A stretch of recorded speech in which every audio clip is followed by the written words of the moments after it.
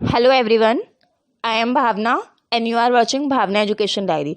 तो इसमें हम सारे जितने भी लॉ एंट्रेंस टेस्ट होने वाले हैं 2020 में, उन सभी के लिए इम्पॉर्टेंट जो टॉपिक है इंडियन पेनल कोड और इससे रिलेटेड जो लीगल एप्टीट्यूड है उसका सेकेंड प्रैक्टिस सेट को डिस्कस करेंगे। तो अगर अभी तक आपने हमारा चैनल सब्सक्राइब नहीं किया है, आप सब्सक्राइब कर लीजिए। अब हम स्टार्ट करते हैं इस वीडियो को। बट वीडियो स्टार्ट करने से पहले आप मेरे आंसर बताने से पहले ट्राई कीजिए कि आप अपना आंसर मार्क करें और एंड में अपना टोटल स्कोर ज़रूर देखें।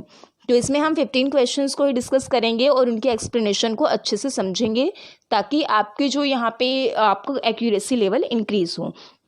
First question is A obtains property from B by saying that your child is in the hand of my gang and will be put to death unless you send us 10 lakh rupees। यहाँ पे A B को धमकी देता है कि तुम्हारा बेटा जो है वो मेरी गैंग में है, अगर तुमने 10 लाख रुपए नहीं दिए तो उसको मार देंगे। तो ऐसी कंडीशन में क्या होता है कि जहाँ पर प्रॉपर्टी, डिलीवरी ऑफ प्रॉपर्टी की बात हो रही है, मनी की बात हो रही है और उस पर्सन को डर में रखा जा रहा है या उस पर्सन के किसी रिलेटिव को डर में रखा जा रहा है, तो जिसकी वजह से वो डर के प्रॉपर्टी को डिलीवर करता है, तो ऐसी कंडीशन में जो ऑफेंस कमिट होता है वो है extortion. Next question is which one of the following is associated with common intention. सबसे पहले कॉमन इंटेंशन जो है आईपीसी के सेक्शन 34 में बात की गई है इसकी। तो इसमें जो है कॉमन इंटेंशन का मतलब क्या होता है, unanimous decision in a meeting to do a particular act. यहाँ पे दो पर्सन का एक pre arrange plan. Common intention में एक क्वेश्चन और आता है कि इसका मतलब क्या होता है, तो ये होता है इसका मतलब, या तो इसके साथ एक वर्ड लिखा होता है प्री अरेंज प्लान, ये इसमें इंपॉर्टेंट है, ये कई बार पूछा जाता है। Next question is which one of the following statement is correctly defines the offence of criminal breach of trust. तो इसमें से कौन जो है वो क्रिमिनल ब्रीच ऑफ ट्रस्ट को बताता है, तो इसमें जो क्रिमिनल ब्रीच ऑफ ट्रस्ट को बताता है वो है option B, however is interest with the domination of property dishonestly. Dishonestly क्या करता है, उसको डोमिनेट कर देता है, convert it as his property, की उसकी property is guilty of criminal breach of trust. Next question is when a criminal act is done by several person. जब एक ही एक्ट कई लोगों के द्वारा किया जाता है इन फर्दरेंस ऑफ कॉमन इंटेंशन, तो ये सेक्शन 34 की बात कर रहे हैं। फॉर यहाँ पे several person of common intention, basically section 34 में इस वर्ड का यूज किया गया है। Of all each one of them is liable, तो इसमें हर कोई व्यक्ति इसमें लाइबल होता है। तो सेक्शन 34 और 149 आईपीसी का डील करता है इसमें।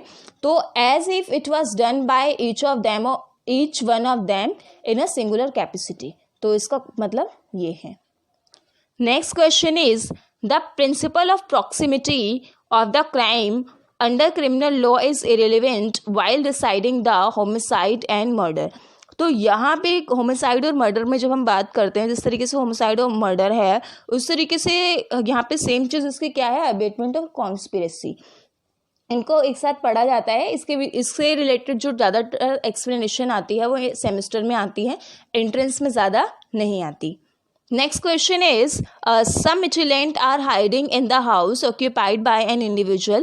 Mutilant are engaged in an attack on the police party by firing from the house. The police person to defend themselves fire towards the house and an innocent person in the house is hit by the bullet and dies as a result. The police person are guilty of. यहाँ पे जो police person है उसने क्या किया है, उसने कोई भी ऑफेंस नहीं किया है। Next question is every person has a right to defend his own body. हर व्यक्ति के पास जो है वो यहाँ पे प्राइवेट डिफेंस का राइट है। तो इससे रिलेटेड यहाँ पे कौन सी चीज़ है कि प्राइवेट डिफेंस का राइट जो है वो किसके अगेंस्ट है यहाँ पे, तो करेक्ट ऑप्शन है option C, the body of any person, किसी पर्सन की बॉडी के body and against any offence affecting the human body, की यानी कोई ऑफेंस अगर उसकी बॉडी को अफेक्ट कर सकता है उससे भी उसे जो है वो राइट, जो सुरक्षा का अधिकार है। Next question is XYZ a surgeon in good faith communicate to a patient his opinion that he can't live, कि वो जीवित नहीं रह सकता इस ऑपरेशन यहाँ पे जो है उसके बाद। The patient dies in consequently of the shock, और पेशेंट जो है इसकी, अब यहाँ पे ऑपरेशन नहीं है कि यहाँ पे पेशेंट जो है वो ज़्यादा दिन तक जीवित नहीं रहेगा, इस बात को सुनते ही पेशेंट मर जाता है शॉक से। XYZ क्या किसी ऑफेंस के लिए गिल्टी होगा या नहीं होगा? तो XYZ ने यहाँ पे कोई भी ऑफेंस नहीं किया है, उसने अपनी ड्यूटी की है और यहाँ पे उसकी इंटेंशन जो थी वो यहाँ पे बोनाफाइड थी, अच्छी थी, इसलिए उसने कोई भी ऑफेंस नहीं किया है। Next question is good faith with in the meaning of the Indian penal code means. तो यहाँ पे इंडियन पिनल कोड के अंदर good faith meaning with in the meaning of Indian penal code का क्या मतलब है? यहाँ पे इंडियन पिनल कोड में गुड फेथ किससे रिलेट करता है? तो किससे रिलेट करता है? An act done with due care and attention, कोई ऐसा एक्ट जो केयर और अटेंशन के साथ किया गया है। तो यहाँ पे ये वर्ड गुड फेथ में माना जाएगा। गुड फेथ से रिलेटेड यहाँ पे बहुत सिमिलर चीज़ें भी आपको मिलेंगी, इसीलिए यहाँ पे केयर और अटेंशन की बात की गई है। An act in fact does honestly, ये इसका सिमिलर है, बट यहाँ पे आईपीसी के आपको अंदर की आईपीसी के विद इन ही रहना है, उससे बियॉन्ड नहीं जाना है। तो नेक्स्ट क्वेश्चन है nothing is an offence which is done by a person who is, कोई भी ऑफेंस नहीं माना जाएगा 6 साल से कम उम्र के बच्चे के लिए, बॉय के लिए। यहाँ पे जेंडर आपको कंफ्यूज करने के लिए मेंशन किया है, बस आपको यहाँ पे एज देखनी है क्योंकि डोली इनकैपेक्स का आपको यहाँ पे फॉर्मूला अप्लाई करना है कि जो 6 साल से कम उम्र का बच्चा है वो कोई भी ऑफेंस नहीं करेगा। Next question is against which one of the following offenses does the right of private defense of property extend to the voluntarily causing of death, कि कौन से ऐसे केस में जो right of private defence of body का होता है, आप उसमें किसी पर्सन की जो है वो जान ले सकते हो, आप उसे मार सकते हो और यहाँ पे आपको वो राइट ऑफ प्राइवेट डिफेंस में ही माना जाएगा। तो ऐसे कौन से कंडीशन है? तो आईपीसी का जो सेक्शन है जनरल यहाँ पे जो प्राइवेट डिफेंस का है उसमें इस चीज़ को क्लियर बताया गया है।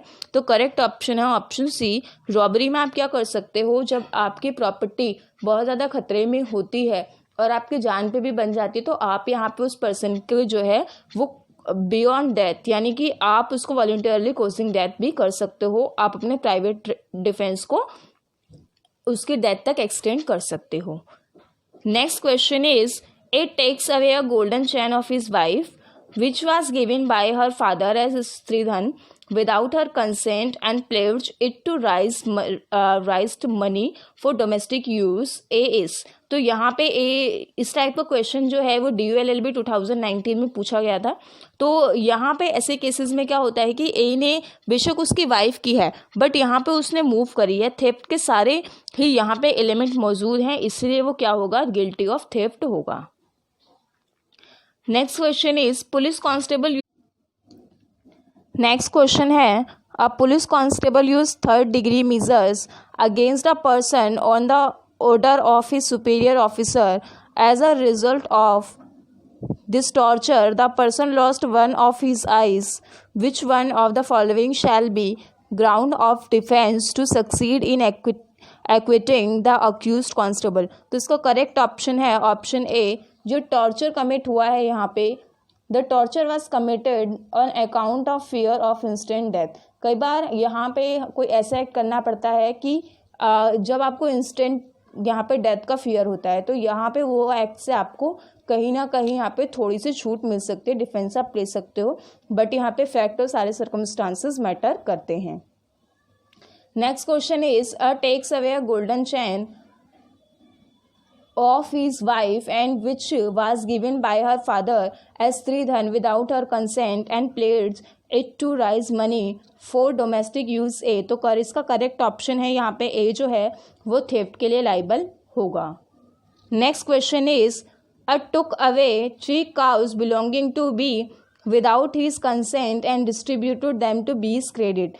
A is, यहाँ पे A ने जो है वो क्या किया है, A भी यहाँ पे थेफ्ट के लिए गिल्टी है, guilty of theft as it is causing wrongful loss to B even if there is no wrongful gain to A. तो यहाँ पे ज़रूरी नहीं है कि थेफ्ट के लिए आपको कुछ गेन हो या आपको कुछ लॉस हो, बट आपने अगर कमिट किया है तो आप उसके लिए क्या होते हो, लाइबल होते हो।